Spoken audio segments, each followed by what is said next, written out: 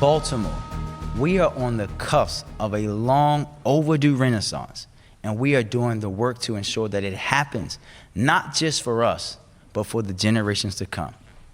Setting the stage for the future in his second State of the City address, Mayor Brandon Scott proclaims Baltimore is emerging from the pandemic, positioned to change its fabric of dysfunction, crime, and grime.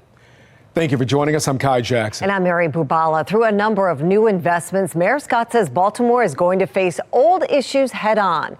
The mayor announcing more money for city schools, a 3-year pause to water hikes, a private investment at Harbor Place, and an expansion of public transportation, as well as new parks and new rec centers. The mayor also spent some time to address the city's violence and crime. Mayor Scott says his administration is working to modernize the police department. He did note he doesn't believe the police alone will be able to solve the city's crime problem.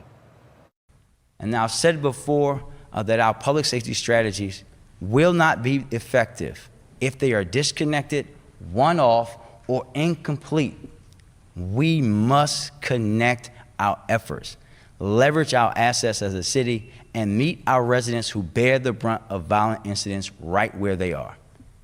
We have team coverage tonight. Let's begin with Amy Simpson in the picture the mayor's painting of crime and violence in our city versus the story being told by the numbers. Amy?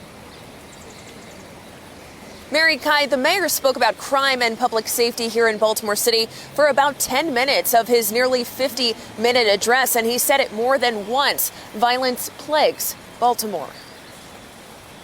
Transitioning from COVID to crime. And while we cannot overlook the impact of COVID, we cannot ignore the fact that our city is still plagued with gun violence, as it has been for decades. Baltimore Mayor Brandon Scott not shying away from a topic impacting every corner of the city. No matter which neighborhood I'm in, residents let me know that they want their police officers focused on violence in Baltimore. The mayor taking time to highlight BPD's efforts, saying so far this year, there have been 363 gun arrests, recovery of 573 illegal guns, and the Warrant Apprehension Task Force has served 810 warrants for violent crimes. But even these efforts not stemming the tide. Last year, we lost 338 lives to violence. The mayor also watching the tally in 2022.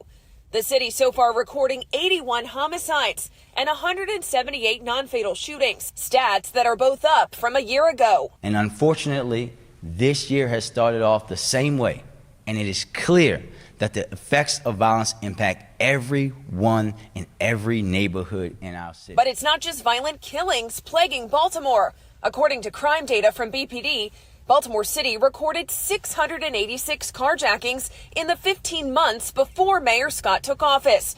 In the 15 months since he took the reins at City Hall, 736 carjackings have been recorded, an increase of more than 7%. Just last week, a surgeon at Johns Hopkins was shot during a carjacking on his way to work. And over the weekend, cars spinning in a downtown intersection. Another indication there's more work to be done for Baltimore's safety. As your neighbor and your mayor, I want you to know that we are all in this together. And during his campaign for mayor, Mayor Scott said he and his administration would lower homicides here in the city by 15% each year. It's something we have yet to see. Live at City Hall tonight, Amy Simpson, Fox 45 News.